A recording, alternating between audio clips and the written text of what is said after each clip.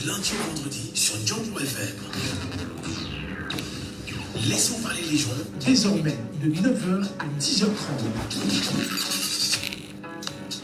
Bonjour à tous, bonjour à vous mesdames et messieurs, soyez les bienvenus sur Django FM et soyez les bienvenus dans cette émission de Laissons parler les gens, la libre antenne qui chaque jour entre 9h et 10h30 vous donne la parole, mais surtout vous permet de vous lâcher, de vous libérer avec des arguments, des points de vue et surtout une lecture particulière en vue de construire l'idéal qui nous engage tous ensemble vers un Cameroun meilleur et nouveau, mais surtout sans verser dans l'injure, en commettant la diffamation, en évitant tout outrage possible.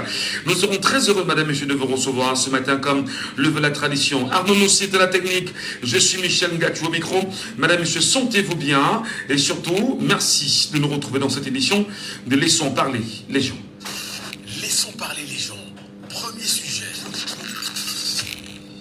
C'est un scandale incroyable, bien évidemment, dans l'extrême nord du Cameroun. Des enfants qui disent avoir des attouchements sexuels, mais ceci organisé par des directeurs d'école. C'est une situation incroyable qui, de plus en plus, suscite beaucoup d'intérêt auprès des Camerounais, afin de comprendre comment on peut arriver à ce niveau d'immoralité au Cameroun, comment faire stopper la saignée, et surtout comment protéger nos enfants dans les établissements primaires, et surtout... oui, les établissements primaires au Cameroun. Ce matin, on en parle sur cette question de pédocriminalité à Guidère, dont 3 enfants dénoncent les abus sexuels dans une école. Laissons parler les gens. Deuxième sujet. Au-delà des sorties du ministre des Finances, Louis-Paul Motazé, sur une éventuelle augmentation du carburant ou du coût du carburant à la pompe, Motazé rassure-t-il véritablement? Comment les Camerounais ont-ils accueilli cette nouvelle de M. Motazé? Mais surtout, sur cette éventuelle augmentation, peut-on penser que le gouvernement dit la vérité, en tout cas dans la deuxième partie, à la lumière des questions orales posées par l'honorable Jean-Michel Ntieu devant la représentation nationale? Mesdames, Messieurs, lecture, analyse, mais surtout résultat des auditeurs ce matin. Laissons parler les gens. Libérons la parole. Nous libérons la parole pour ceux qui nous retrouvent en ce moment au 6 74 39 79 04, 6 74 39 79 04, 6 59 92 48 83, 6 59 92 48 83, ou encore vous nous appelez au 654 49 13, 654 49 13. Nous parlons bien sûr ce matin en premier sujet de pédocriminalité. Un grave scandale secoue l'école publique groupe 1 à Guidère dans la région du Mayoluti. 3 frères et sœurs âgés de 3, 6 et 8 ans ont porté des accusations extrêmement graves contre leur directeur d'école. Et selon bien sûr les témoignages des enfants victimes, le directeur aurait régulièrement orchestré des agressions sexuelles en échange d'argent liquide. Les certificats médicaux corroborent intégralement ces accusations, confirmant des preuves de pénétration anale pour 2 des enfants. Le commissariat de la sécurité publique de Guidère a immédiatement interpellé le directeur et ses présumés complices. Et malgré la gravité des faits, une situation troublante a émergé. Après bien sûr le dépôt de plainte, les 3 suspects ont été libérés sous caution moyennant 1 million de francs CFA versé à un procureur de ce côté-là. Il s'appellerait Ibrahim Abba. Plus inquiétant encore, c'est bien sûr, c'est une information qui nous est révélée, plus inquiétant encore, le juge d'instruction, monsieur, un certain Yogo, semblerait faire obstruction à la justice, cherchant à classer définitivement ce dossier sensible. Cette attitude qui soulève de nombreuses questions sur l'intégrité du système judiciaire local, une affaire qui met en lumière l'urgence de renforcer la protection des mineurs et garantir la transparence dans les procédures judiciaires particulières dans le cas d'abus sexuels sur enfants. Nous en parlons ce matin. Nous souhaitons écouter les parents ce matin. Nous souhaitons écouter les Camerounais ce matin sur ce sujet.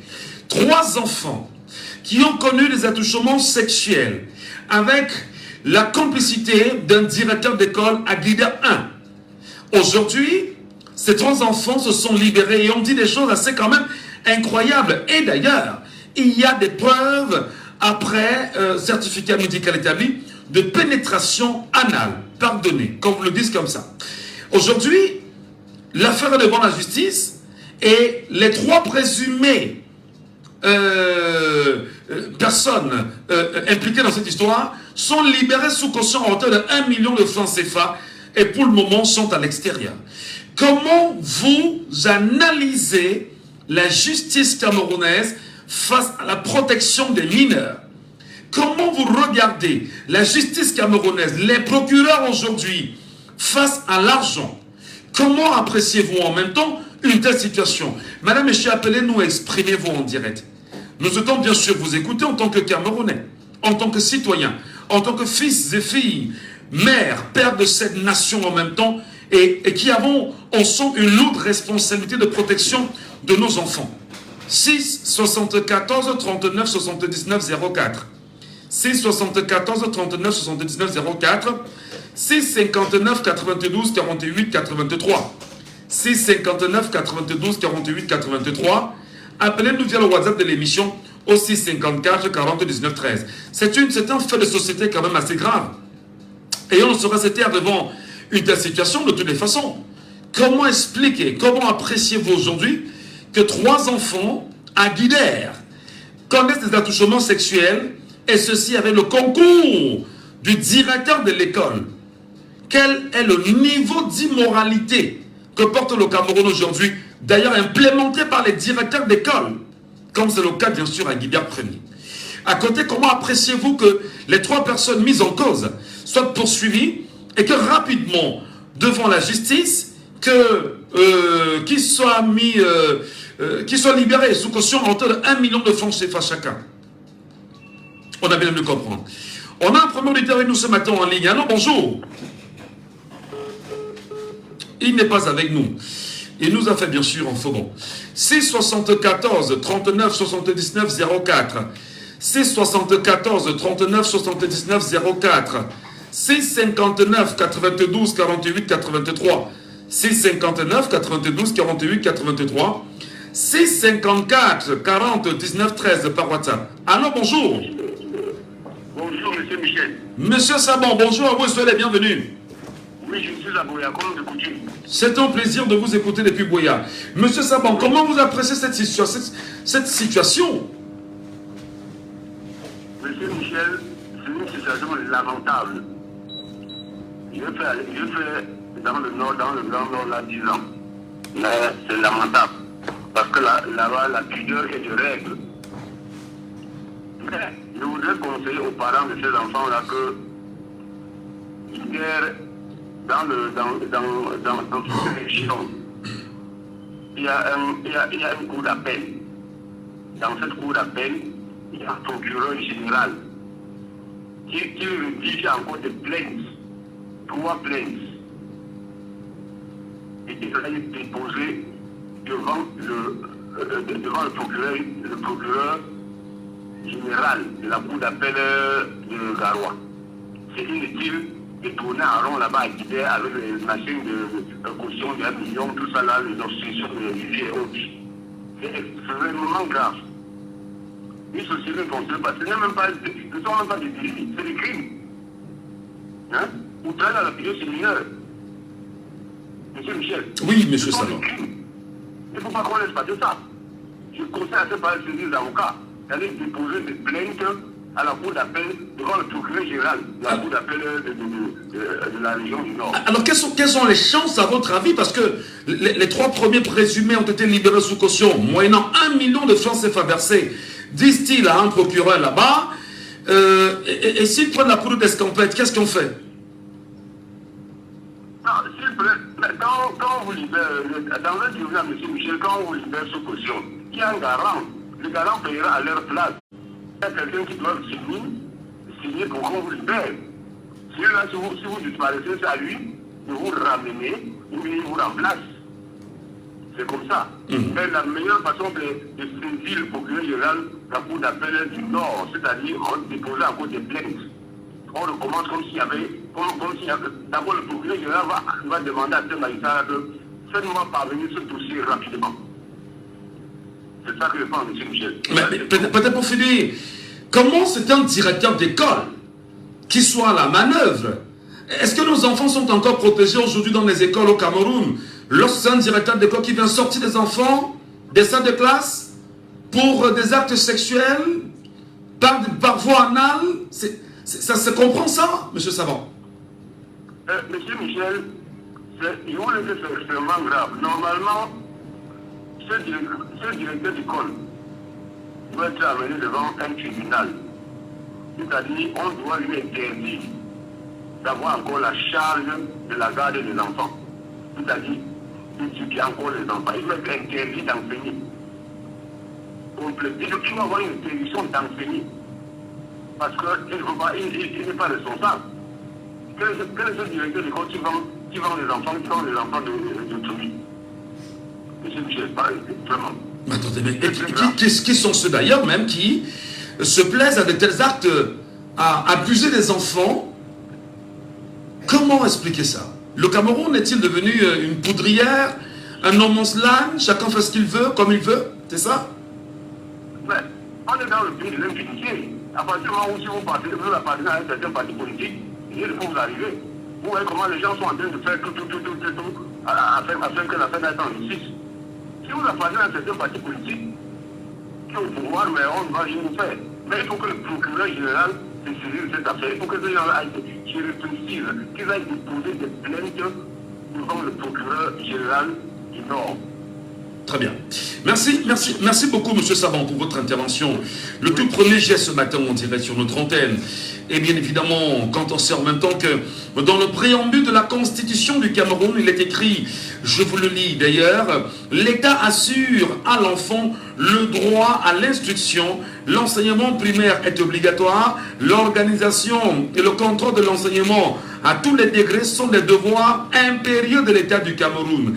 Est-ce que dans cette Constitution du Cameroun, on peut comprendre aujourd'hui que l'immoralité a pris le devant sur la moralité au Cameroun? Comment stopper la saignée? Comment protéger les enfants? Et comment revenir à une école normale où on enseigne, on éduque, on oriente, on encadre et surtout on construit le fer de lance de la nation? Nous vous écoutons, madame, messieurs. Appelez-nous bien sûr et exprimez-vous sur cette situation malheureuse, bien évidemment, dans l'extrême nord du Cameroun. On parle de pédocriminalité, un grave scandale qui secoue l'école publique groupe 1 à Guidère, dans la région du Mayo-Louti. 3 frères et sœurs âgés de 3, 6 et 8 ans ont porté des accusations extrêmement graves contre leur directeur d'école. Et selon les témoignages, les enfants victimes, le directeur aurait régulièrement orchestré des agressions sexuelles systématiques. L'aîné des enfants a déclaré que le directeur le sortait de la classe avec son frère cadet pour le livrer à des inconnus en échange d'argent liquide. Qu'est-ce que cela vous inspire comme commentaire? Que devient bien sûr le Cameroun? Y a-t-il des gens avec nous qui nous écoutent ce matin, qui sont au moins sensibles à ça et qui peuvent nous appeler, nous donner leur point de vue, leurs appréciations d'une telle situation? Et selon bien sûr les témoignages des enfants victimes, le directeur aura régulièrement orchestré ces agressions sexuelles. D'ailleurs, a déclaré l'aîné des enfants, qui dit que le directeur le sortait de la classe avec son frère cadet pour le livrer à des gens inconnus en échange d'argent liquide. Les certificats médicaux corroborent intégralement ces accusations, confirmant des preuves de pénétration anale par 2 des enfants. Le commissaire de la sécurité publique de Guidère a immédiatement interpellé les directeurs, le directeur et ses présumés complices. Malgré la gravité des faits, une situation troublante a émergé. Après le dépôt des plaintes, les 3 suspects ont été libérés sous caution moyennant 1 million de francs CFA, dit-on versé à un procureur du côté de Guidère. Plus inquiétant encore, un juge d'instruction semblerait faire obstruction à la justice cherchant à classer l'affaire définitivement, ce dossier sur ce dossier sensible. Une attitude qui soulève de nombreuses questions sur l'intégrité du système judiciaire local, mais surtout sur l'éducation nationale. Les Camerounais sont-ils avec nous ce matin ou pas? Le peuple camerounais nous entend-il ou pas sur une question comme celle-ci? Les gens estiment-ils que tout va bien ou pas lorsqu'on arrive à ce niveau d'immoralité sociale? Nous vous écoutons au 6 74 39 79 04. Nous vous écoutons au 6 59 92 48 83. Nous vous écoutons. Donnez-nous vos avis, vos commentaires. Nous voulons vous écouter tout au moins. On a l'auditeur avec nous sur WhatsApp. Good morning, my dear. You're welcome. Oui, bonjour. Yeah, what was the subject of the matter? What was the matter? The topic sent? Est-ce que vous nous écoutez depuis Kevin? Oui, I heard of an illegal people that was maybe with something of that. Est-ce que vous avez le sujet, Kevin? Est-ce que vous avez le sujet? Oui, j'ai écouté un enfant qui... Trois enfants.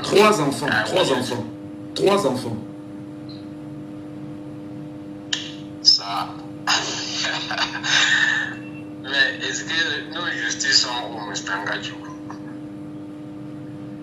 La justice camerounaise, je sais qu'à ce moment, il y a tous les actes, inhuman acts that we don't know where they are coming from. And now if this one is from the, maybe we say the principal of the school, le maître de l'école, ça fait que c'est l'école là, on doit lui mettre en justice. Ok. Alors, Ok. oui, On va vous donner l'occasion de bien réécouter le sujet. Vous pourrez nous revenir sans problème, Kevin. N'hésitez pas. Auditeur en Yalo, bonjour. Oui,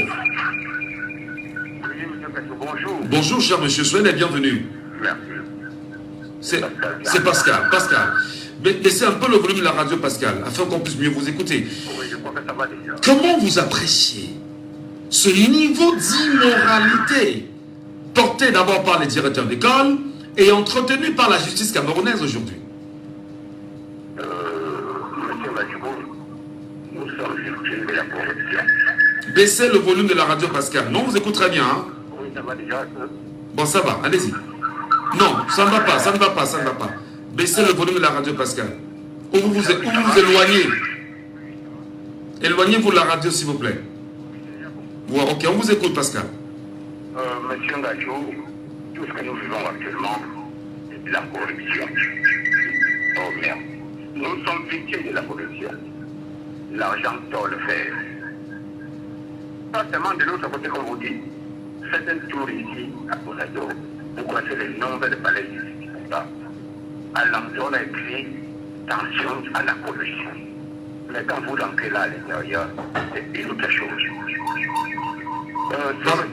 Pascal, baissez le volume de votre radio, je vous en prie. Ou alors vous vous éloignez de la radio.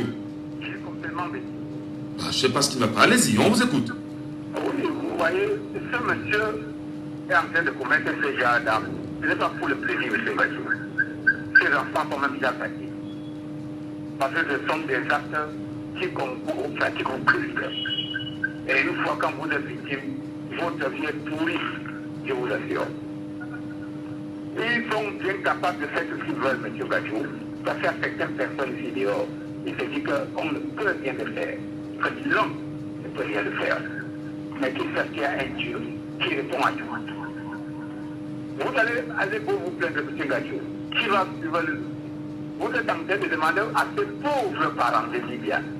Et pourtant, c'est l'argent qui est le nez de toutes choses. Alors, vous demandez... Aïe, aïe, aïe. Vous dites qu'on doit aller se plaindre. Comme quoi, même si on se plaint, ça ne donnera rien, c'est ça? Pardon? Donc même si on se plaint, ça ne donnera rien apparemment.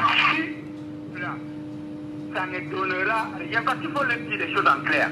Vous êtes d'abord en train de nous informer qu'il y a un procureur qui a pris 1 million comme caution pour laisser ces gens. Est-ce qu'on veut même accepter la caution par rapport à ces gens de choses? Je ne crois pas. La prison n'est pas faite pour les services ne sont pas faits.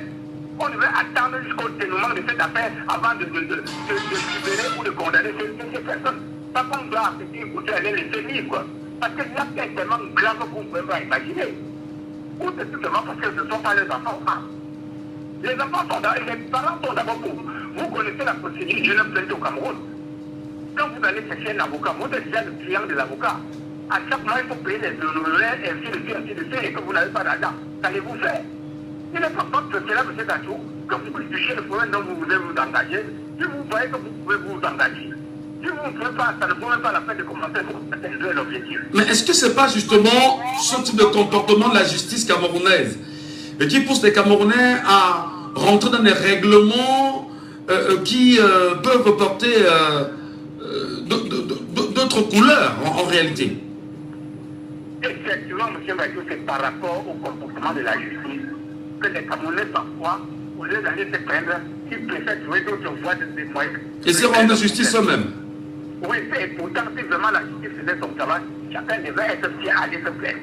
Vous allez vous plaindre, qui va vous suivre. Et si on veut vous suivre, il faut de l'argent. L'argent, ça ne se ramasse pas. Pour ne pas manquer, parfois, c'est très très difficile. Donc, c'est pour cela que beaucoup de Camerounais se résignent à rester tranquille, gérer le problème comme il faut le gérer, que d'aller se plaindre à la justice. Et là, on dit que le temps de la justice, c'est le temps de la justice. Vous allez vous plaindre, votre plainte va rencontrer des millions de plaintes qu'on n'a même pas encore commencé à dépouiller. Vous allez attendre jusqu'à quand? Alors, ça veut dire que tout est fait à dessein. Une justice sous contrôle, une éducation en lambeaux et des enfants victimes aujourd'hui qui sont nos enfants, vos enfants également. C'est ça? Effectivement, M. Radio, c'est ça la vérité. Très bien. On Merci. ne peut rien pour le moment. Vu ce que nous voyons dehors, on ne peut rien. Vous payez votre dame. Il faut avoir pour comprendre que ça ne peut pas faire la justice. Très bien. J'ai été victime et je connais des personnes qui ont été victimes. Sans argent, vous ne pouvez pas passer dans ce pays. Voilà. Merci beaucoup Pascal. Et déjà merci vraiment pour votre appel ce matin. Il est évident qu'on entende les mamans, tout au moins. C'est ça le drame, parce qu'on ne peut pas faire une émission comme celle-ci, où il y a une situation aussi grave, on n'entend pas les femmes. On n'entend pas les mamans. Parce qu'en réalité, on se demanderait, mais comment se comportent les mamans au petit matin, lorsqu'elles disent accompagner les enfants à l'école? Comment se comportent les mamans, entre guillemets, les parents, globalement, lorsqu'ils rentrent le soir, est-ce qu'ils discutent avec les enfants? Comment est-ce qu'on peut, justement, arrêter et mettre fin à ce type de pratique, autant au niveau de la justice camerounaise? Parce que l'impression qu'on a aujourd'hui, c'est qu'on a une justice qui se comporte comme une sorte de marteau, qui frappe, et qui jamais n'éduque, n'oriente, n'encadre en réalité. Si on a une justice qui est en train aujourd'hui de s'arranger à protéger des personnes mises en cause dans un fait aussi grave de crime sur enfants, alors que nous avons une constitution dans les textes légaux et qui l'interdisent, comment est-ce qu'on devrait se comporter? On a envie de vous écouter, chers Camerounais. Ce n'est pas une affaire de... On vous a toujours dit dans cette émission, nous traitons des problèmes camerounais et des problèmes de société des Camerounais avec les Camerounais, par des Camerounais, pour des Camerounais également. Bon, pour la société aussi en général. Auditeur en ligne, allô, bonjour. Allô? Allô, bonjour. Bonjour, je vous appelle comment? Oui, je suis Christian depuis Aqua. Christian depuis Aqua. Oui. Comment avez-vous accueilli Vraiment. cette histoire? Allô? Comment l'avez-vous accueilli, Christian? Ben, c'est terrible hein, dans ce pays. Où dans le monde où vraiment je ne comprends pas. Est-ce que nos professeurs Laurent et Johnny Ngoye au courant de ce qui se passe à Guinée? Et que fait le ministre de la Justice, Gary Desso, quand il y a des procureurs corrompus à ce niveau que on laisse les enfants et on va les enfants vraiment à ce genre de bêtises? Je ne comprends pas, hein? Je ne comprends pas où va ce pays. Oh. Comment protéger nos enfants désormais? Parce que là, si des directeurs d'école primaire s'engagent sur de tels actes, c'est dire que le mal est profond. Mais ce directeur-là, c'est un parfait directeur, vraiment, je me dis vraiment, quelle mentalité ce directeur? Est-ce que nos gouverneurs de l'extrême nord est au courant de ce genre de pratiques? Mais comment vous comprenez d'abord comment vous appréciez d'abord que... Comment vous comprenez que dans un pays qu'on appelle le Cameroun, il y a une information comme celle-ci, que tous les médias du Cameroun ne l'ont pas encore relayée? Est-ce que c'est logique? Est-ce que c'est normal? Monsieur Nacho, moi je suis surpris, mais c'est maintenant que vous vous êtes formé de telles choses. Et moi, j'ai écrit ça tout à l'heure dans Facebook, là, j'ai flashé ça partout. Moi, je suis surpris qu'il y ait des actes qui se produisent. Et que personne n'est au courant, aucun média, n'est que vous qui réalisez cela. Je suis surpris. Je suis tellement surpris ici à partout là, hein. Et si c'est vraiment, si moi, vraiment, si j'étais dans la ville de Yagua, des guides, je vais soulever tout le peuple là-bas. Il soulevait tout le peuple. Pour aller encercler ce genre de directeur-là. Alors. Je veux savoir au professeur Laurent, mais je vais plus loin, chers compatriotes, sur la question. Vraiment, c'était terrible. Hein? Et après, il doit automatiquement payer le prix. Parce que moi, j'ai pris les mots des ministères là. Je peux écrire dans Tom Fiaou, avec précision, comme vous avez dit là. C'est parce que je n'ai pas le nom du directeur. Je pose ça. Le directeur de l'école publique de Guidère 1er, Guidère 1, Guidère groupe 1, école publique groupe 1 de Guidère. Ok, d'accord, merci beaucoup. Je vais noter ça tout à l'heure là. Je ne sais pas, si le temps, je vais poster ça, j'écris. Je vais poster ça au professeur de Laurent et tout des mois, pour nous mettre au courant de ce qui se passe à Guidère. Mais quelles sont les chances, quelles sont les chances que Laurent et tout Dingwa lui-même se lève et demande à comprendre sa situation et qu'on laisse la justice, enfin du moins que la justice fasse son travail, parce que libérer des gens sous caution comme on le fait, alors qu'il y a un crime quand même comme celui-là, c'est très grave quand même, n'est-ce pas? Je sais pas, c'est très grave, monsieur, ce que vous nous avez révélé là, c'est très grave. C'est très grave, nous allons là, et ces enfants là, on ne voit pas aux enfants, on prend de l'argent, vraiment, c'est des provocations qui c'est acté.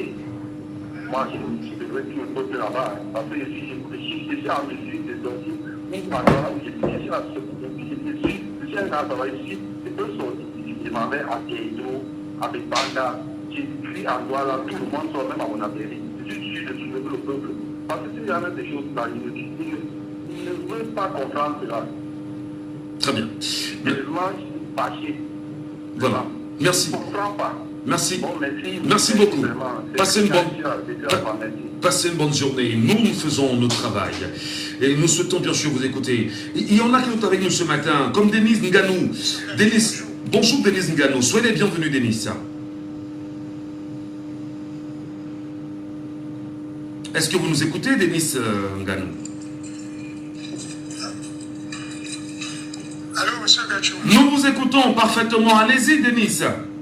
Oui, monsieur Gachou, bonjour. Bonjour. Merci, bonjour à tous vos panélistes. Pardon, je voudrais, s'il vous plaît, que je vais solliciter auprès de vous un live où je vais parler des choses. Non, attendez. Denise. Oui, monsieur Gachou. On a un sujet sur la table ce matin en direct sur la radio. Nous vous écoutons parfaitement. On a un sujet ce matin. Écoutez. La justice au pays. Oui, le sujet c'est le fonctionnement de la justice au pays. La pédocriminalité. La justice au pays, non. Attendez. Suivez le sujet. Suivez le sujet et revenez-nous, Denis, je vous en prie. Suivez bien le sujet, Denis, et revenez-nous, je vous en prie. D'accord? Oui, ok. Ok, merci. Rourotoul est avec nous justement ce matin sur cette question. Je suppose qu'il est avec nous. Alors, bonjour. Oui, bonjour Michel. Comment comprenez-vous cette situation au Cameroun où des enfants de 3 ans, 6 ans et 8 ans ont des attouchements sexuels encadrés par un directeur d'école? Lorsqu'on met la main sur les principaux suspects, ils sont libérés par la justice sous caution. Comment vous interprétez ça aujourd'hui? Monsieur Gachou, quand ça vient de la part d'un enseignant, ça c'est des faits graves. Et je pense que dans une société normale, quand on a soupçon, là on parle de mœurs.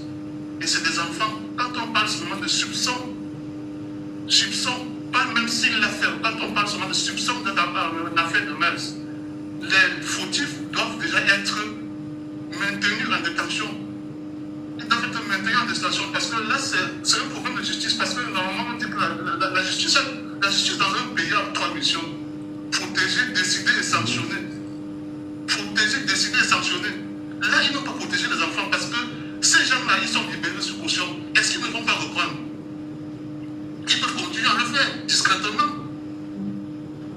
Pourquoi ils sont libérés? C'est des affaires de meurtre, c'est des affaires qui doivent être sensibles. Et le ministère de l'enfance, je ne sais pas comment on appelle ça au pays, le ministère de l'enfance devait prendre ça à cœur, il devait prendre ce sujet à cœur. Le ministère de l'éducation, le ministère de l'éducation de base, tenu par monsieur Serge Etundingwa. Non, même pas le ministère de l'éducation de base, le ministère qui s'occupe de l'enfance et tout ça. Non, il y a un ministère des Affaires sociales au Cameroun, et il y a un ministère de la promotion de la femme et de la famille au Cameroun. Il faut bien préciser. Voilà, le ministère de la promotion de la femme, le ministère des Affaires sociales, tous ces deux-là devaient taper la main sur la tête, ils devaient prendre ça à bras le cœur. Parce que c'est des affaires de mœurs, parce que eux, on les a vus. Il y en a beaucoup de femmes et qu'on ne les attrape pas. Vous voyez, il y en a qui le font et qu'on ne les attrape pas. Eux, on les a vus. On ne devait pas les libérer, même sous caution, même sur grâce du président de la République. C'est une affaire de mœurs. Et l'affaire de mœurs, il y a des mœurs, il y a des viols, c'est des affaires très sensibles. Mais on parle quand même des enfants de... punis. On parle des enfants de 3 ans, 6 ans et 8 ans. 3 ans, 6 ans et 8 ans. Comment ça s'explique ça? Ça c'est grave, ça c'est grave. Ça c'est grave, ça prouve le dysfonctionnement de notre pays, monsieur Michel. Ça prouve le dysfonctionnement de notre pays. Ça ne va plus. C'est la justice qui garantit tout dans un pays. Mais est-ce qu'on n'est pas en même de dire que c'est avec ces réalités-là qu'on demande aux Camerounais de refaire encore confiance au même système en 2025? N'est-on pas en droit de penser pareillement? Mais monsieur Michel, avec tous ces événements qui se passent, les gens devaient comprendre et devaient prendre conscience. Sortir tous pour aller s'inscrire sur les listes électorales. Plus jamais ça. Déjà, le ministre de la Justice, ça fait combien de temps qu'il est là? Ça fait combien de temps qu'il est là? Ça montre aujourd'hui que tout, il y a un laisser-aller. Si tu es à l'agent, tu es supérieur à la justice. Non. C'est des affaires de mœurs, Michel, c'est des affaires de mœurs. En plus des enfants de 3 ans, c'est intolérable.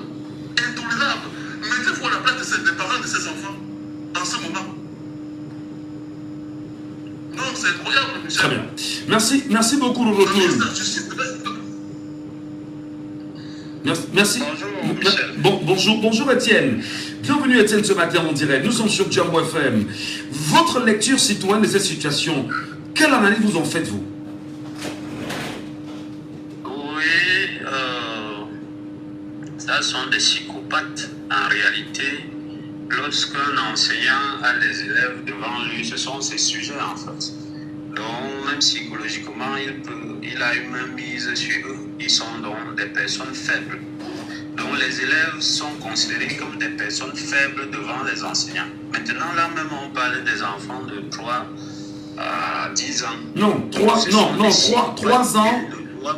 Jamais enseigné en réalité. 3 ans, 6 ans et 8 ans. 3 ans, 6 ans et 8 ans. Oui. Oui. Donc, la première note, ce n'est même pas la note de la justice.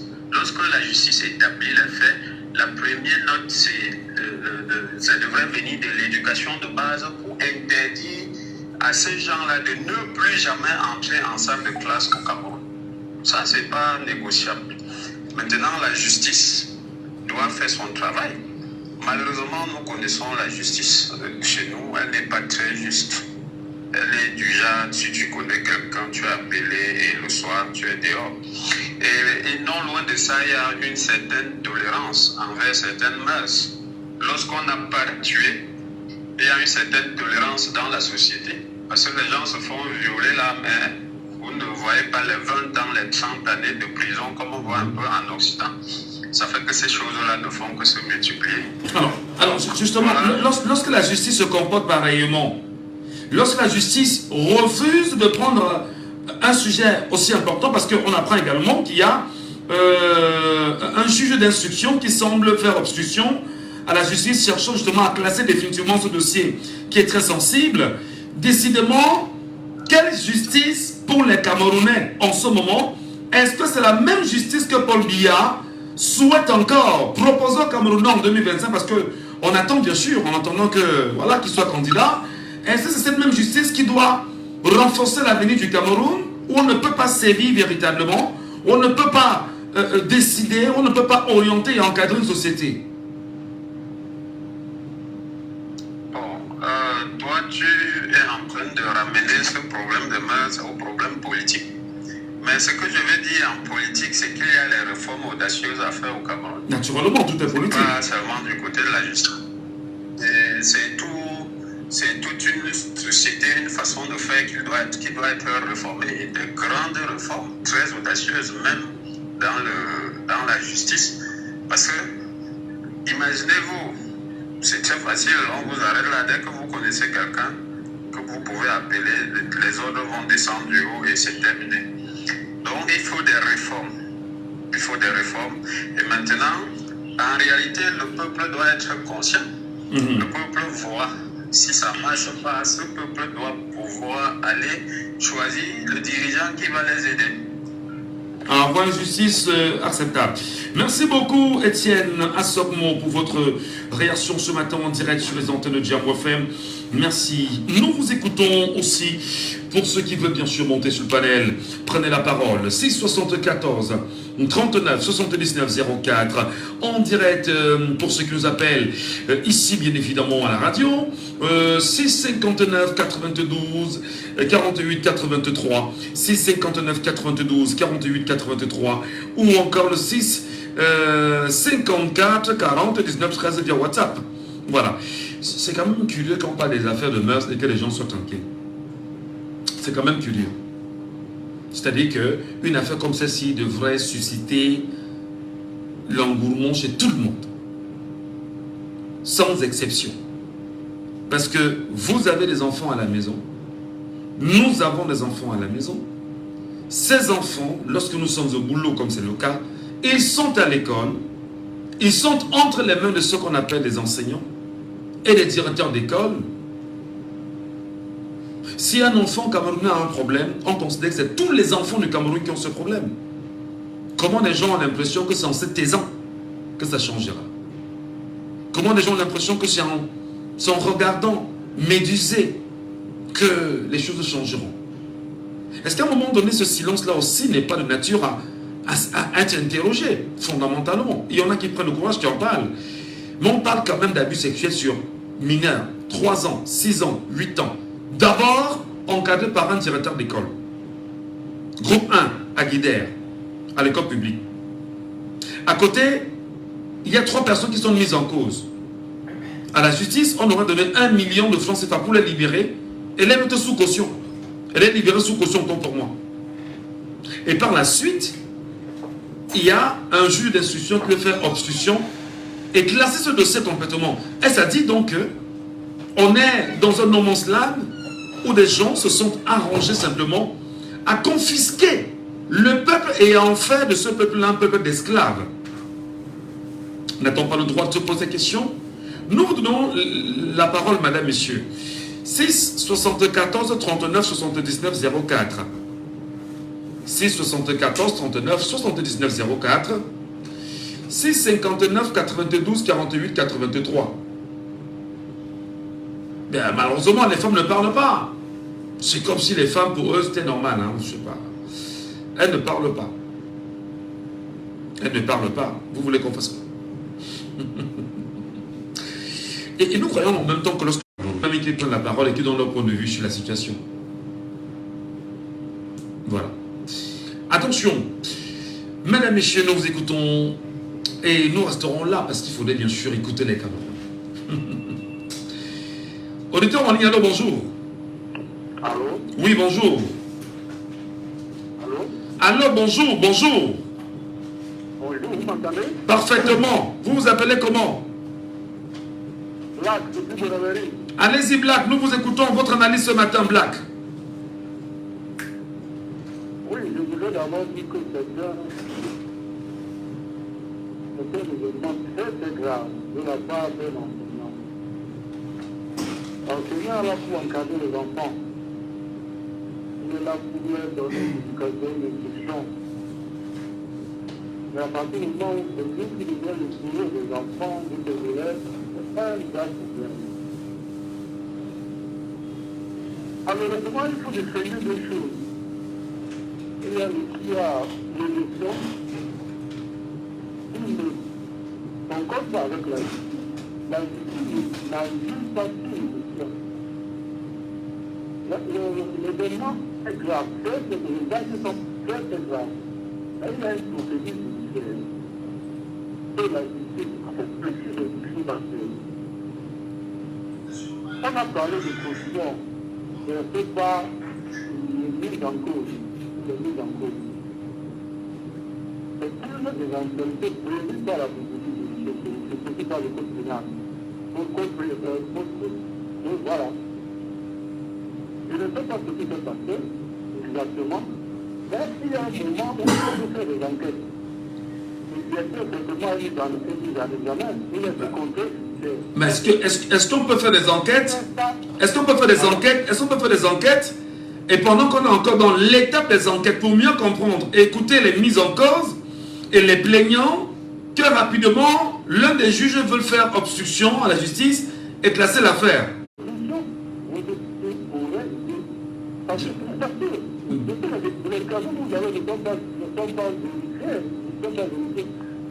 C'est-à-dire que l'information dont nous parlons n'est pas vérifiée. On vous parle justement. Non, écoutez, chers compatriotes. Malgré la gravité des faits, une situation troublante a émergé. Après le dépôt de plainte, les 3 suspects ont été libérés sous caution. Moyennant un montant de 1 million de francs CFA versé à un procureur. Plus inquiétant encore, le juge d'instruction, dont son nom est donné, semblerait faire obstruction à la justice, cherchant à classer définitivement ce dossier sensible. Nous vous écoutons.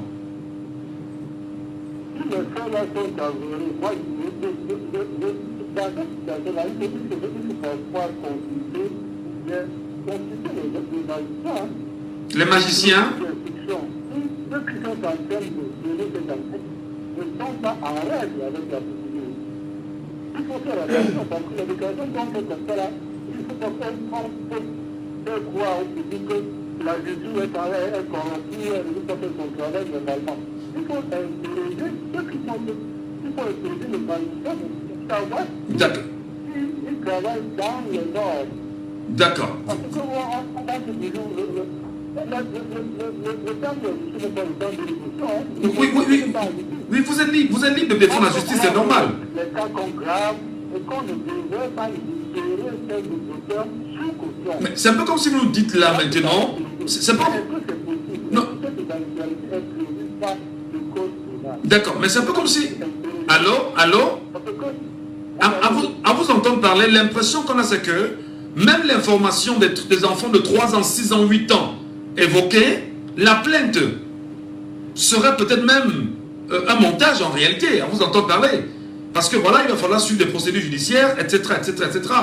Lorsqu'on sait que le commissaire de la sécurité publique de Guidère lui-même a mis la main sur les présumés et a restitué ces présumés à la justice camerounaise pour faire son travail, ces derniers ont été libérés. Qu'est-ce que vous dites de ça?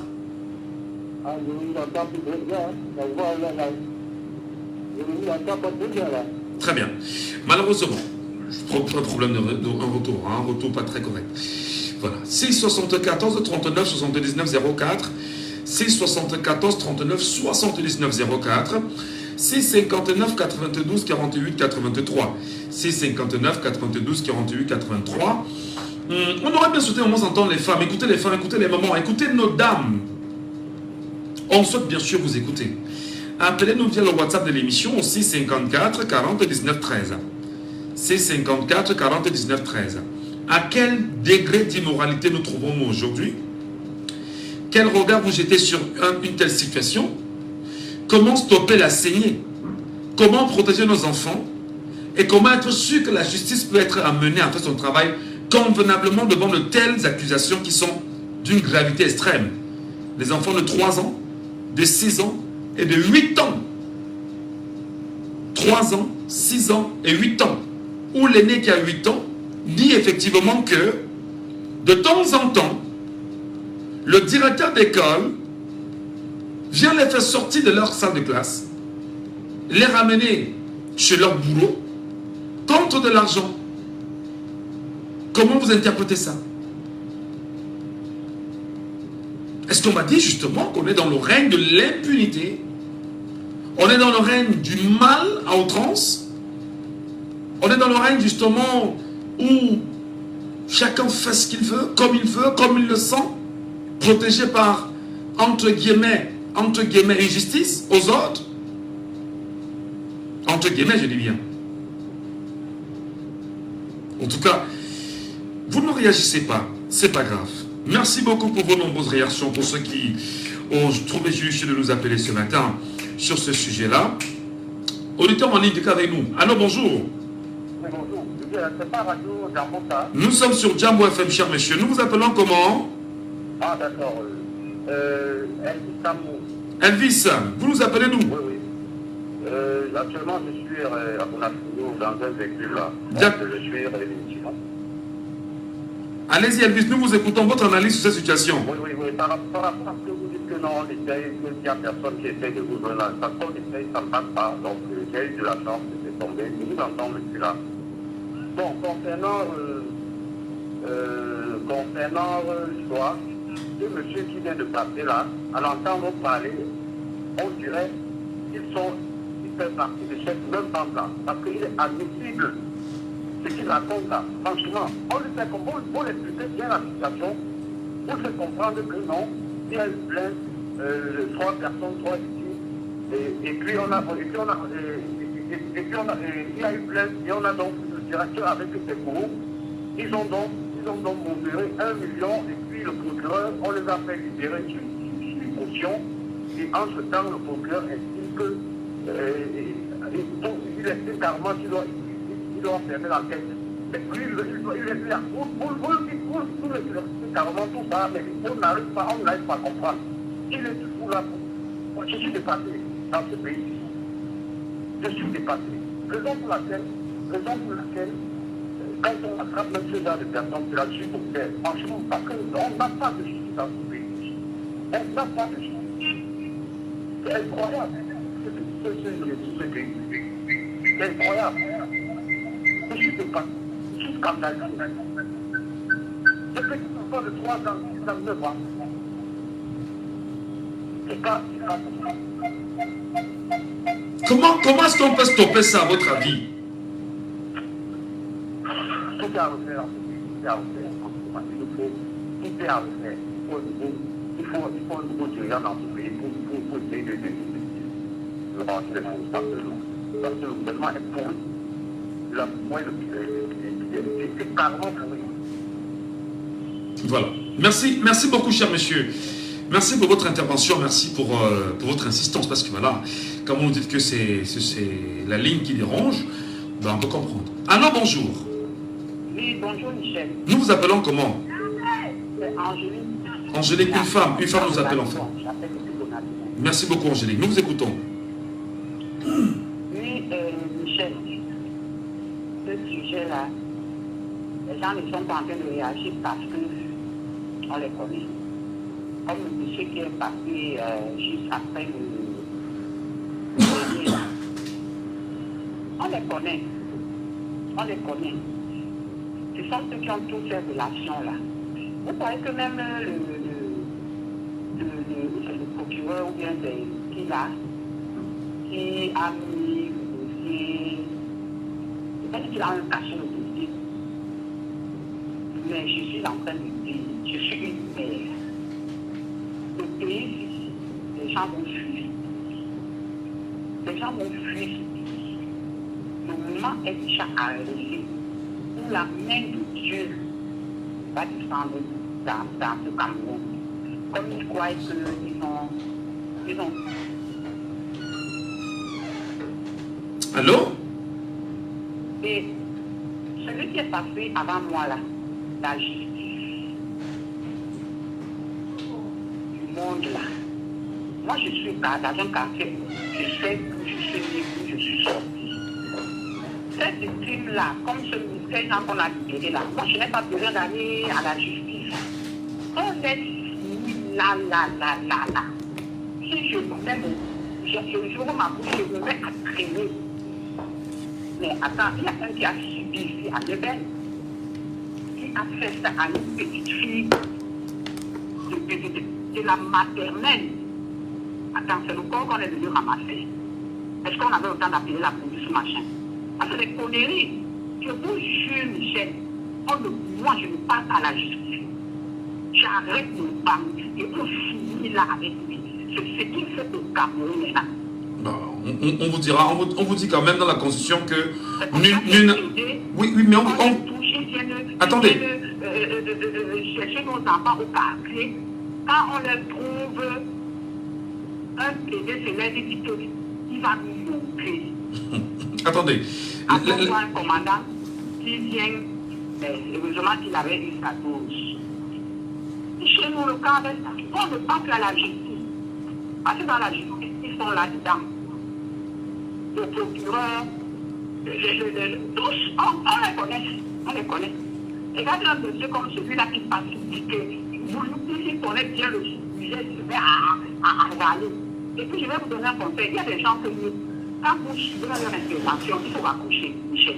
Il faut raccrocher. N'importe quoi.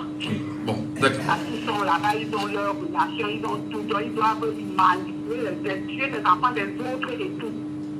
Moi, j'avais dit dans ma famille, ça ne peut pas se passer, je vous jure. Je paye les gars, on vous finit. Aïe. On ne va pas vous laisser le dire à la radio. Non, c'est trop fort ça, madame. Hein? On ne va pas vous laisser le dire à la radio. On ne va pas vous laisser le dire. On vous rappelle quand même que c'est écrit dans la Constitution du Cameroun que nul n'a le droit de se faire justice. Voilà, nul n'a le droit de se faire justice. C'est écrit, c'est pas moi qui le dis. Bon, maintenant, si vous choisissez de vous faire justice, ça n'engage que vous. Mais toujours est-il que nous, on vous rappelle que la radio a pour mission d'informer. Nous vous avons informé sur la situation, d'éduquer, vous rappelez que nul n'a le droit de se faire justice. Allez, dans un instant, on se reparle.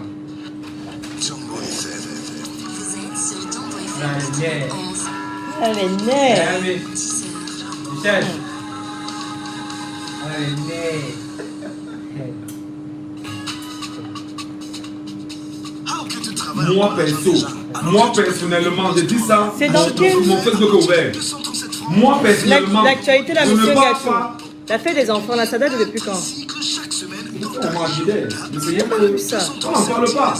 Moi personnellement, moi Michel Gachou, moi, hein, j'ai pas au Bénin. Toute l'actu avec Estelle Gonji.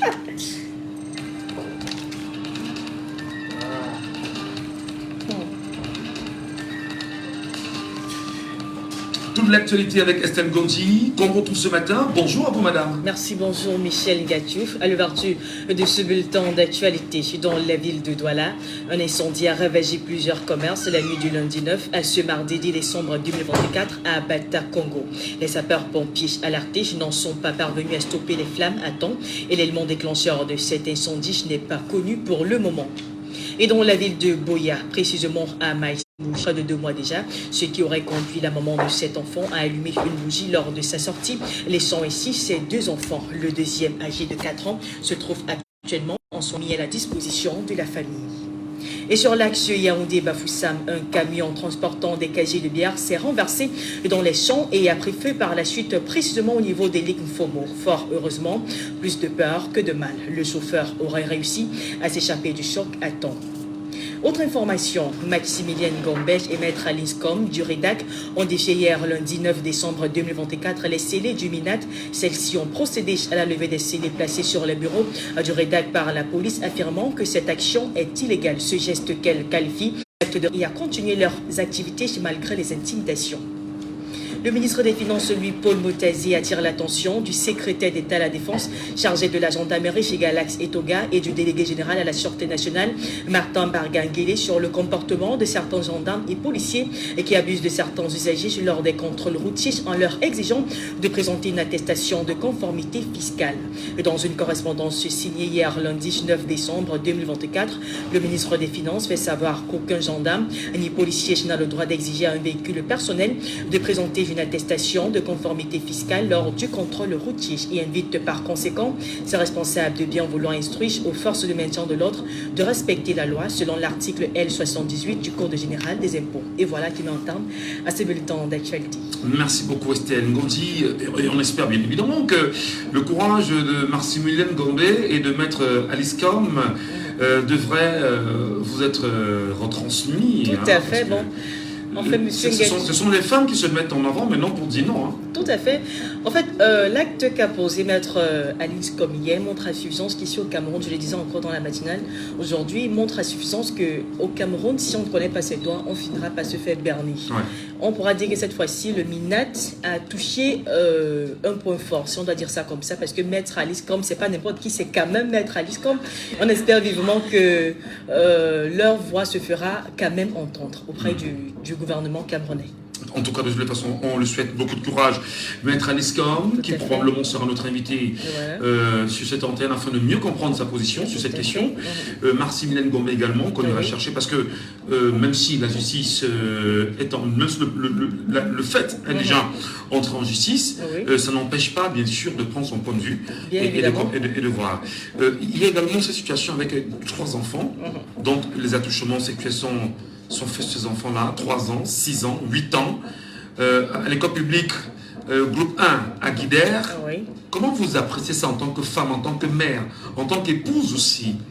Monsieur Michel Gatio, vraiment, quand on apprend cette nouvelle, on a l'impression de se demander quel est le rôle réel des éducateurs aujourd'hui. Parce que quand on envoie des enfants à l'école, c'est pour qu'ils puissent aller apprendre des valeurs, je vais dire ça comment, et des valeurs qui vont les permettre d'évoluer. Mais quand on se rend compte à un moment donné que ce n'est pas trop ça qui est récurrent dans nos établissements, on se demande comment est-ce qu'on pourra assurer l'éducation de nos enfants, puisqu'ils ne sont pas pris dans de bonnes conditions dans certains établissements scolaires, parce qu'il faut préciser que ce n'est pas tous les établissements scolaires qui s'y mettent également dans ces pratiques. Alors, ce que le gouvernement devrait faire, c'est de traquer ces personnes-là qui tendraient comme ça à ternir l'image des éducateurs dans notre pays. Non seulement des éducateurs, mais également le rôle de la justice. Voilà, par exemple. Il faut revoir cela. Merci beaucoup, Estelle. D'accord. On vous retrouve lorsqu'il sera 12h30 sur les antennes de Jambo FM. Le bulletin bilingue. À très vite. D'accord. On ne peut en parler avec énergie sur Jambo Sujet 2.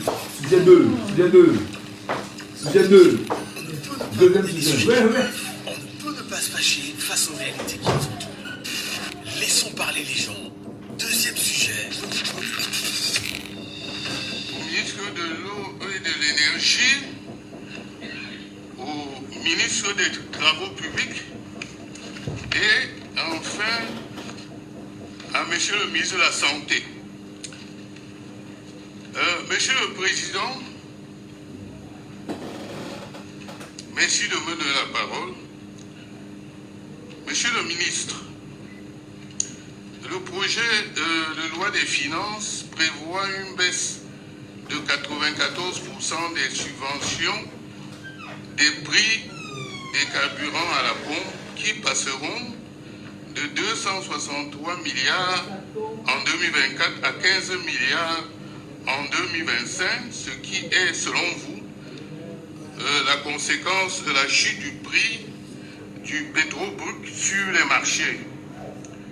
Face à la presse, vous avez indiqué que cette baisse des subventions ne provoquerait pas la hausse des prix à la pompe. D'où les questions suivantes. Quelles mesures avez-vous prises pour maintenir les prix à leur niveau actuel dans l'hypothèse où le marché mondial du brut connaît une nouvelle tendance haussière? Pouvez-vous rassurer la représentation nationale que les prix actuels à la pompe, qui sont déjà les plus élevés de la sous-région, ne seront pas augmentés? Dois-je vous rappeler que l'élément déclencheur des émeutes dit de la fin de février 2008 a été l'augmentation du prix de l'essence à la pompe. Les mêmes causes ne risquent-elles pas de produire les mêmes effets? Pour terminer, je vous suggère fermement de réduire drastiquement le train de vie de l'État en supprimant les dépenses improductives et en pourchassant les gaspillages que d'étrangler des Camerounais, surtout les plus modestes, à travers une pression fiscale inédite. Très bien. On a bien suivi monsieur Jean-Michel Nitieux, l'honorable Jean-Michel Nitieux, sur cette sortie concernant le prix du carburant à la pompe.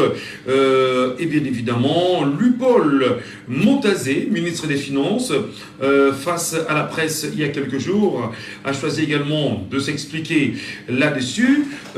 Est-ce qu'en réalité, en écoutant Luc-Paul Montazé et surtout l'honorable Jean-Michel Nitieux, on est en droit de croire véritablement que les choses dites doivent être respectées. Je vous proposerai dans un instant d'écouter bien sûr le ministre Luc-Paul Montazé sur notre antenne. Je crois que beaucoup ont vu que le soutien, c'est-à-dire la subvention pour les produits pétroliers baisse. Ils en ont déduit que si elle baisse, c'est parce qu'on va augmenter le prix du carburant à la pompe. Mais c'est faux. C'est faux. Ça n'existe pas dans le projet. La subvention baisse parce que le prix sur le marché international baisse. Ça baisse. Et c'est ça qui fait que lorsque le prix à l'international baisse, il vient rejoindre un peu le prix à la pompe ici. Mais à ce moment, on n'a plus besoin de soutien. Parce que le soutien, c'est quoi? Le soutien, c'est lorsque vous avez un prix international qui est élevé. Mais comme nous ne voulons pas impacter le pouvoir d'achat des citoyens, on n'augmente pas le prix à la base, le prix à la pompe. Et pourquoi ne baisse vous pas? avez un différentiel. Vous avez importé les produits pétroliers à un prix élevé, mais vous ne répercutez pas ce prix à la pompe. Il y a bien une différence. Et c'est cette différence-là, comme c'est l'État qui supporte cela, c'est ce qu'on appelle le soutien. Nous soutenons un prix pour que les agences économiques n'aient pas support. Maintenant, si le prix à l'international baisse et qu'on n'a plus besoin de soutenir la subvention, mais ça ne signifie pas qu'on va augmenter le prix. Voilà. Vous venez d'écouter là Luc-Paul Montazé, le ministre camerounais des Finances, qui s'explique en même temps face à la presse. On a même de comprendre. Et je ne sais pas si des Camerounais ont pris la mesure d'écouter ce qu'a dit Jean-Michel Nitieux d'un côté, et ce que nous explique le ministre des Finances de l'autre côté, sur la question du carburant. Alors, est-ce que le carburant va-t-il augmenter ou il va baisser? En tout cas, on en parle ce matin. Elle est par contre avec nous en ligne. Allô, bonjour. Bonjour, monsieur Michel Gacho. Bonjour aux auditeurs de Djambo. Aviez-vous écouté Jean-Michel Nitieux et Luc-Paul Montazé en même temps? Qu'est-ce que vous retenez et qu'est-ce que vous décelez en réalité comme manquement, entre autres? Monsieur Michel Gacho, actuellement, on pourra multiplier 1000 sujets de ce type-là et on va arriver à la même conclusion. Question au Camerounais. Depuis 43 ans, qu'est-ce que le régime Biya a déjà promis aux Camerounais et le leur a offert? Zéro. Donc les bavardages de M. Montazé qui prend ces informations de Paris, hein, le ministère, dans les pays à France CFA, il y a une réunion biannuelle, comme on dit ça, deux fois par an, entre les ministres des pays de l'Afrique à France CFA avec le ministre des Finances de France. Donc c'est là-bas qu'ils prennent toutes leurs décisions. Ce n'est pas, je veux dire, ce n'est pas à nous qu'ils s'adressent. Le Cameroun est un pays producteur de pétrole. C'est-à-dire qu'en tant que producteur de pétrole, on devrait même avoir ce pétrole-là gratuit. Puisqu'on en exporte une très grande quantité qui nous rapporte beaucoup d'argent. Et nous, qu'est-ce que nous avons comme consommation? La consommation du Cameroun, elle est vraiment minable hein, par rapport à ce qu'on produit. Donc, si c'était un pays, enfin, si c'était des patriotes, comme ils aiment dire, qui étaient là pour les Camerounais, nous ne devions même pas avoir à payer l'essence.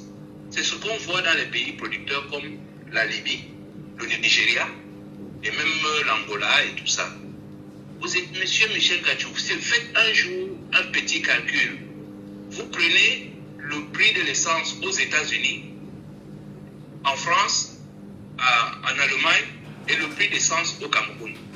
Et vous allez réaliser que les Camerounais payent le litre d'essence au même prix absolument que le Français et l'Allemand. Absolument. C'est clair. Et ils le payent plus cher que l'Américain. C'est vrai. Je vous le confirme. Je vous le confirme. Je vous le confirme. C'est 2 millions de francs CFA par mois. Un Français moyen touche 2 millions de francs CFA par mois. Un Camerounais moyen ne touche même pas 60 000 francs par mois. Et il paye l'essence au même prix que le Français ou l'Allemand. Donc, vous comprenez que tout ce que M. Moutazé raconte là, c'est de la poudre aux yeux.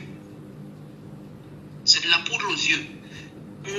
Laurent Gbagbo disait de M. Ouattara, Ouattara est un menteur. Donc, on avait du mal à comprendre comment un si grand professeur que Laurent Gbagbo, un grand président que Laurent Gbagbo peut tenir des propos aussi durs vis-à-vis de M. Ouattara. C'est parce que Ouattara avait exagéré dans le mensonge. C'est pareil pour M. Moutazé. Ce monsieur est un menteur. Je ne dis pas ça pour qu'on vienne lui à la radio Djambo. Non, c'est une réalité. Comme M. Moutazé nous explique alors où va l'argent du pétrole camerounais. À qui nous vendons le pétrole? Quelle quantité on vend? Combien ça nous rapporte? Et quelle est la quantité qu'on donne aux petits? Quel est le pourcentage qu'on donne aux petits Camerounais sur cet argent du pétrole? Comme Moutazé nous explique cela. Monsieur Michel Gadjouf, une fois que j'ai dit ça, j'aimerais faire un petit tableau pour que les Camerounais comprennent. Ce n'est pas un tableau de Picasso, hein, parce que quand vous faites un tableau comme Picasso, chacun interprète à sa manière. Je fais un tableau statistique. Les Camerounais, nous, même par rapport au premier sujet que vous avez mis là, la situation du Cameroun est très simple. D'un côté, il y a le peuple camerounais, hein, avec son armée, cette armée qu'on va appeler l'armée des patriotes. Et de l'autre côté, il y a ces agents de la France, commandés par leur champion Paul Biya, qui travaillent pour la France. Après, on leur donne quelques miettes. Voilà vraiment le tableau. Et ce tableau est clair. En 2025, la décision va tomber. Soit nous restons sous la faute de ces coloniaux, de ces gens qui nous font souffrir, au point où nous parlions hier. Des enseignants se mettent à faire des accouchements sur les bébés. Je vous dis, notre pays est totalement bestialisé. Je ne sais pas si ce mot existe. Mais nous vivons comme des animaux. Même les animaux ne vivent pas comme ça. Les animaux ont des codes d'honneur. Mais nous, là où le RDPC, les Moutazé, les Paul Biya nous ont mis, mais nous sommes dans un état de décrépitude incroyable. Et nous avons donc, je disais donc pour compléter le tableau, nous aurons le choix. Quand je dis nous, c'est les deux parties. Hein. C'est-à-dire que le Paul Biya et sa bande auront le choix d'opérer une transition pacifique dans notre pays. Et là, nous allons la laisser tranquille avec tout ce qu'on a volé parce que notre pays est riche et nous allons reconstruire notre pays. Mais s'ils veulent insister à amener notre pays dans une transition violente, alors, comme dit Massayou, ils en paieront le prix. Très bien. La question est de savoir, est-ce que... Pardon? Vous chutez. Oui, je vais chuter. C'est pour ça que je voulais chuter en faisant ce tableau. Le tableau est clair. Le RDPC doit assurer une transition pacifique. Malgré tout ce qu'ils ont volé, nous n'aurons pas d'énergie à aller les poursuivre et tout. C'est pas important. Nous, les Camerounais, nous sommes riches personnellement en ressources humaines. Nous pouvons reconstruire notre pays sans aller chercher ce qui est arrivé à tous ces milliards que ces gens ont détournés depuis des années. Très bien. Ça, mais nous leur garantissons ça à condition qu'ils nous assurent une transition pacifique. Voilà. Mais s'ils nous amènent dans une transition violente, Monsieur Michel Gadjouf, je vous dis, nous allons poursuivre les gens jusqu'au Vatican. C'est-à-dire que quel qu'en soit là, ils vont entrer. Parce qu'il y a beaucoup qui vont en Israël et ils se croient à l'abri en Israël. Le Cameroun est un pays. Si vous êtes caché en Israël et que le monde dit à Israël que si vous ne nous donnez pas, vous ne nous livrez pas ce bandit, nous coupons nos relations. Israël va livrer. C'est aussi simple que ça. Voilà. Donc, je leur dis, ils ont encore de la chance. La bande ABIA et le RDPC, ils ont leur chance. 2025, ils assurent une transition tranquille. Et nous, on va aller on va prendre notre pays et le construire pacifiquement. On vous a suivi les Paco. Vraiment, merci beaucoup pour votre approche ce matin. C'est bien sûr, laissons parler les gens. Auditeur en ligne, allô, bonjour. Oui, monsieur Fauchivé. Monsieur Fauchivé, je dis encore que vous devez avoir un problème, hein, parce que à peine vous appelez, ça commence à grésiller. Hein. Est-ce que vous pouvez appeler Non. Est-ce que vous nous écoutez? Est-ce que vous écoutez quand vous nous appelez? Monsieur Fauchivé? Oui, je vous écoute. Écoutez, je vous donne un numéro de téléphone, appelez à ce numéro rapidement. Le 659 92 48 83. S'il vous plaît. Attendez. 659 92 48 83. Non, le réseau n'est pas bon avec vous. De l'endroit où vous êtes, monsieur Fauchivé, ne vous plaignez pas. Appelez-nous au 659 92 48 83 ou vous nous appelez sur le WhatsApp de l'émission en direct au 654 40 19 13. Le 654 40 19 13 via WhatsApp. On vous écoutera, monsieur Fauchivé. Ici, nous ne muselons personne. Nous ne sommes pas comme certains, ok? Allez, revenez-nous rapidement, sans souci. Et bien sûr, madame, messieurs, nous tentions bien évidemment de confronter la sortie de monsieur Jean-Michel Nitieux. L'honorable Jean-Michel Nitieux est celle évoquée, entre autres, par le ministre des Finances, Luc-Paul Motazé. Alors, on a bien entendu Jean-Michel Nitieux rappeler quand même au ministre qu'il y a une baisse du coût du pétrole sur le marché mondial, le pétrole brut. Monsieur Fauchivé, vous nous retrouvez enfin. Allô, bonjour. Bonjour, monsieur Gadjou. Voilà, c'est nettement mieux. C'est nettement mieux. Alors, je voudrais d'abord m'inquiéter que vous posez une radio professionnelle comme la vôtre, vous posez une question intelligente et quelqu'un se met à vous balader et vous ne l'arrêtez pas de tout ce qu'il a dit. Qu'est-ce que la question, c'est le débat entre un honorable de l'Assemblée et le ministre des Finances. Qu'est-ce qu'il vous a raconté là? Vraiment, prenez le soin au moins vous êtes un professionnel de la chose, de cadrer vos auditeurs. Je réponds à la question. La question a été posée, savoir, par rapport à ce que l'honorable a dit et la réponse du ministre, je commence d'abord par apprécier, n'est-ce pas, l'honorable Nitieux pour cette question et beaucoup plus pour la deuxième inquiétude qu'il a posée, à savoir si les coûts sur le marché international allaient à la hausse, que ferait donc le ministre qui n'a pas répondu? Et il faut s'inquiéter parce que la réponse du ministre est juste. Sa réponse, c'est que aujourd'hui, avec le coût du brut sur le marché international et la baisse, ça ne peut pas influencer, n'est-ce pas, le coût à la pompe. Ça, c'est vrai. Mais sauf que l'honorable Nitieux a posé une question de colle. Parce que la variation de coûts sur le marché international, c'est par rapport, n'est-ce pas, à la production.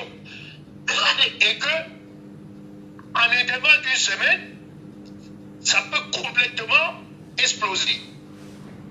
Quelle est donc l'assurance que le ministre nous donne pour qu'il n'y ait pas de variation? Et là, le ministre n'a pas répondu. Et j'apprécie à sa juste valeur la question de l'honorable parce que le fait que le ministère ait répondu sur la stabilité au coût du marché international montre que s'il y a une hausse, il y aura donc hausse au niveau de la consommation. Il faut donc s'inquiéter. Monsieur Fauchivé, avant de partir, comment expliquer qu'il puisse avoir baisse sur le marché, enfin je parle du produit, hein, du produit pétrolier brut sur le marché mondial, et que le coût également au niveau de la pompe au Cameroun ne baisse pas? Est-ce que vous comprenez ça? C'est-à-dire que on a baissé les coûts au niveau du marché mondial, et à la pompe, on maintient les prix, pourtant on devrait également les baisser.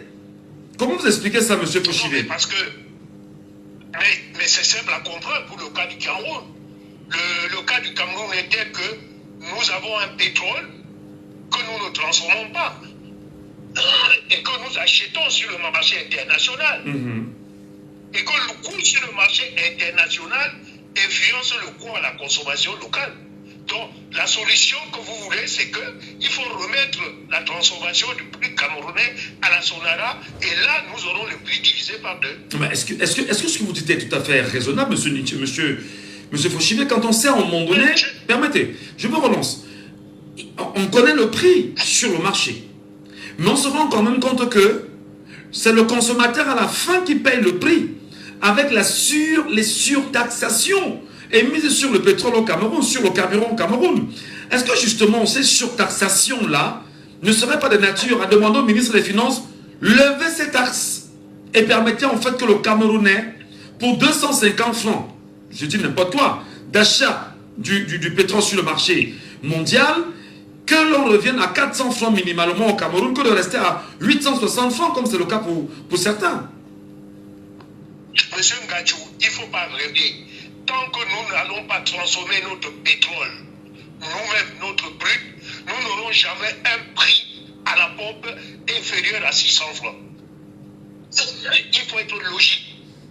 Et c'est pour ça que je dis, dans la continuité de votre question, il faut donc remettre aujourd'hui la transformation à la Sonara. C'est une histoire de 400 milliards. Bon, la subvention va au-delà de 400 milliards.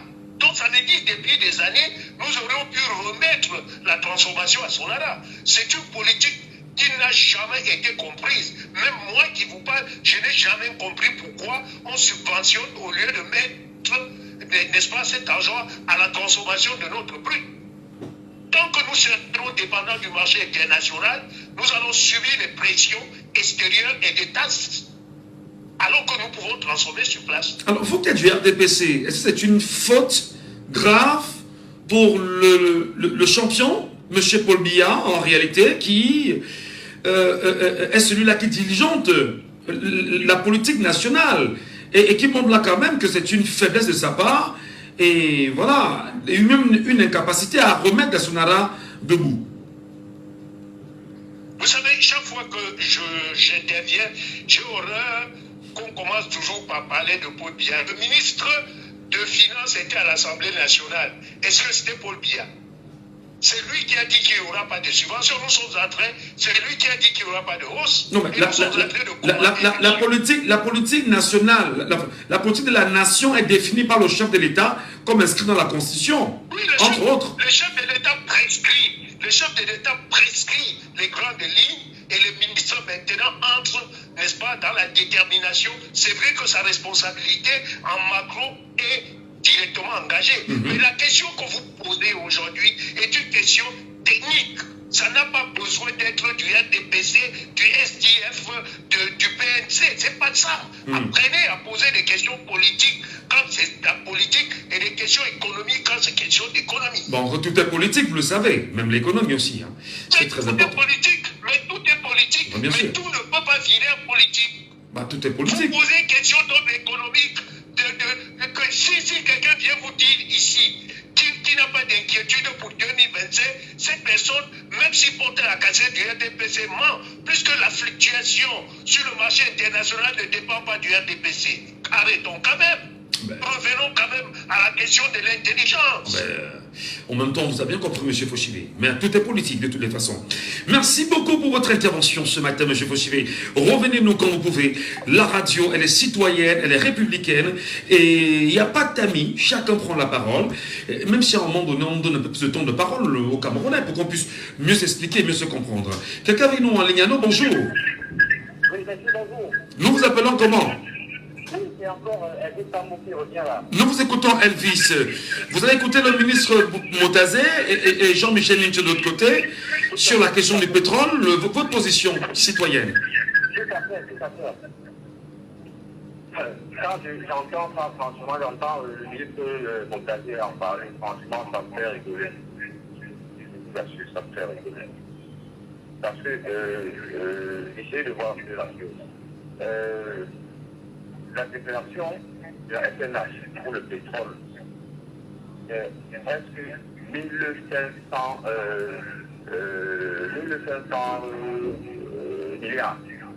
Ça, c'est pas un sujet plat. Mais sachez que donc c'est le double. Et le double tout là-dessus, c'est le double. Pas moins de 2500 milliards à 3000 milliards. Bon, maintenant, donc, qu'est-ce qu'ils font donc de la moitié de chaque année? Prenons seulement ça de 2003 à maintenant. Ça fait combien? Prenons même seulement 1000 milliards. Je respecte les enfants. On peut vous dire qu'il le reverse au trésor public aussi. Hein. C'est les 1000 milliards donc qui déclarent qu'ils reversent au trésor public. C'est ce qu'ils en font de l'autre moitié. Qu'est-ce qu'ils en font? Ils se partagent le budget. Et non seulement on devait nommer l'ancien directeur de la Sonara qui est en prison maintenant là. Lui, il avait déjà organisé le milliard. Le temps oui. C'est carrément 100 milliards. La propriété des Français, ils ont brûlé parce que ces gens achètent qu'ils ont du pétrole et ils achètent que le pétrole. C'est parce que c'est l'arrêtement de la France. Voilà. Le volume de la radio, je ne sais pas pourquoi, il y a un mauvais effet hein, quand on vous écoute. Oui, j'ai baissé le D'accord. J'ai baissé le volume. D'accord. Bon, comme je disais, ces gens se font énormément d'argent. Donc pour eux, on ne doit pas raffiner notre pétrole. Pourquoi? Parce que si on raffine notre pétrole, c'est dangereux pour eux. C'est très dangereux pour eux. Alors, mais qu'est-ce que Paul Biya lui-même attend pour remettre la Sonara debout? C'est la question que je posais tout à l'heure à M. Fauchivé. Qu'est-ce que Paul Biya attend pour remettre la Sonara debout, à votre avis? Non, c'est que bon, dans le système là, c'était chacun tient chacun. Donc du coup, tous sont obligés de faire pareil. Chacun tient chacun. C'est tout ça la chose. Chacun tient chacun. C'est ça veut dire que le seul problème, allons, voilà 2025. Il faut changer les choses. Il faudrait vraiment que les concitoyens, que le peuple soit franchement. On en a marre. Il faut changer ces choses. Voilà 2025. Voilà l'occasion. Voilà l'occasion de changer les choses. Je ne sais, on ne sait pas si on est dans un pays, on ne comprend pas. C'est un pays à part dans le monde entier. Dans toute la planète, on ne comprend pas. Bon, merci, monsieur. Merci beaucoup. Je voudrais également une doléance à la hiérarchie, vu que je veux qu'on donne la parole à Denis qui est avec nous en ligne. Il veut bien sûr prendre la parole. Denis, bonjour à vous, soyez les bienvenus sur Jambo FM sur cette question. Bonjour. Bonjour, monsieur Ngacho. Bonjour l'Afrique. Bonjour le Cameroun. Est-ce que vous comprenez bien sûr les positions de Jean-Michel Nietzsche qui pose des questions quand même assez claires à Lupo Motazé et dont on n'a pas de réponse aujourd'hui? Vous comprenez ça? Monsieur Michel, il faut le dire, monsieur Jean-Michel Nietzsche fait partie de ces députés qui auront marqué clairement leur vie en tant que député. Parce qu'il faut dire que si on avait des députés comme Jean-Michel Nietzsche dans le camp du RDPC, beaucoup de choses auront changé au Cameroun. Parce qu'il pose des questions pertinentes et claires. Et ce n'est pas la première fois, il faut le dire. Mais vous vous rendez compte, il a déposé des demandes au ministre comme le grand frère, comme le papa, que je respecte beaucoup du RDP, M. Fauchivé vient de dire, où est-ce que vous prendrez l'argent? Parce que le coût du pétrole est un coût très variable. On prend le cas aujourd'hui. Il suffit par exemple qu'un pays comme l'Arabie Saoudite tombe dans une crise et le coût du pétrole, ou un pays du PEP tombe dans une crise et automatiquement le prix du pétrole repart à la hausse. Où est-ce que vous allez donc prendre l'argent pour pouvoir compenser cela? Le ministre n'a pas pu répondre. Mais ce que M. Fauchivé du RDPC est un enseignant. En tant qu'enseignant, c'est quelqu'un que j'apprécie beaucoup parce qu'il fait partie de cela que je pense que c'est des modérés du RDPC. Mais il faut apprendre à un moment à dire la vérité au Camerounais. La politique gouvernementale est définie par le chef de l'État. On nous dit bien que le Premier ministre n'est que celui-là qui met en pratique, à partir de son gouvernement, la politique définie par le chef de l'État. Il est inadmissible, incompréhensible. C'est même quelque chose d'impensable que dans un pays comme le Cameroun, où on vous dit qu'on dépense des tonnes de milliards pour subventionner le carburant alors que cet argent peut servir à reconstruire la Sonara. Monsieur Fouché évite juste de vous dire, de comprendre, de faire comprendre aux Camerounais que soit c'est de la mauvaise volonté, soit c'est de la corruption à haute échelle. La corruption à haute échelle parce qu'il y a des gens qui sont plus confortables. À ce qu'on passe le temps à utiliser la Sonara aujourd'hui comme un dépôt pétrolier, parce qu'il faut le dire, la Sonara ne fonctionne plus. Même le pétrole qu'on raffinait avant qu'on retirait avant pour vendre sur le marché extérieur et qu'on parvenait à acheter même pour raffiner chez nous, ce système ne fonctionne plus. La Sonara aujourd'hui n'est pas différente de la LCDP parce que la Sonara aujourd'hui n'a pas sa capacité, depuis qu'elle a brûlé, à pouvoir relancer la machine d'essence pour raffiner même le pétrole qu'on achetait à l'intérieur. Donc il s'agit d'une mauvaise politique, d'une volonté et d'une politique de la mafia, parce qu'il faut le dire, c'est des voleurs qui sont là et qui essayent à chaque fois de se penser ministres qu'à eux, parce qu'ils ne pensent qu'à eux, ils ne pensent pas à la nation. Parce qu'il est inconcevable qu'on vous dise que vous subventionnez le pétrole à hauteur des milliards, alors que cette subvention peut permettre de bâtir une raffinerie. Comment peut-on expliquer que dans un pays comme le Nigeria, où un individu qu'on appelle, ou un monsieur qu'on appelle Aliko Dangote parvient à avoir une raffinerie, mais qu'un pays comme le Cameroun ne parvient pas, à avoir une raffinerie depuis plus de 50 ans. Plus de 50 ans, on a toujours dit que la faute à la France.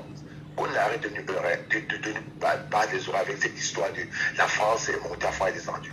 Vous dites que vous êtes souverain. Quand on vous parle des sujets politiques, vous avez le tonus dit qu'on est un État souverain. La souveraineté d'un État passe par ce genre de choses. C'est que vous montrez à un pays que vous pouviez, après 50 ans, former vos élèves, former vos gens, former vos jeunes Camerounais à pouvoir bâtir une raffinerie. Vous pouvez, ça veut dire que si la politique du gouvernement était de vraiment mettre un accent, il suffit d'envoyer des Camerounais se former en Russie, se former en France, se former dans des pays concurrents pour pouvoir venir bâtir la raffinerie.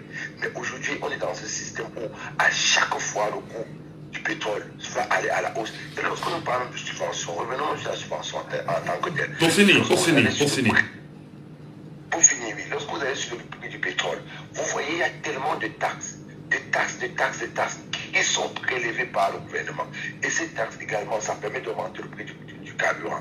Monsieur Michel, pour chuter, je dis encore, cette politique de subvention, c'est du vol. C'est du vol et c'est la haute mafia parce que c'est des gens qui maintiennent cette politique pour s'enrichir et s'enrichir davantage. Merci beaucoup, Michel. Merci. Bonne journée à vous. Merci. Bonne journée à vous et à très bientôt, chers compatriotes. Merci à chacun d'entre vous. Madame, Monsieur, pour vos interventions ce matin. L'émission est terminée. Je vois tellement de Camerounais qui voulaient bien réagir. Ça sonne et puis voilà, beaucoup de réactions. Malheureusement, on a très peu de temps dans cette émission pour pouvoir réagir. Nous vous donnons rendez-vous demain lorsqu'il sera bien sûr 9h. N'oubliez pas, si vous ne faites pas la politique, Monsieur Fauchivé, merci beaucoup, la politique va vous faire parce que tout est politique. Et au pire des cas, la politique telle qu'elle est faite ne va que vous broyer. À demain, 9h. C'était Laissons parler les gens, que vous pourrez réécouter en podcast sur notre page Facebook, Jumbo FM 91.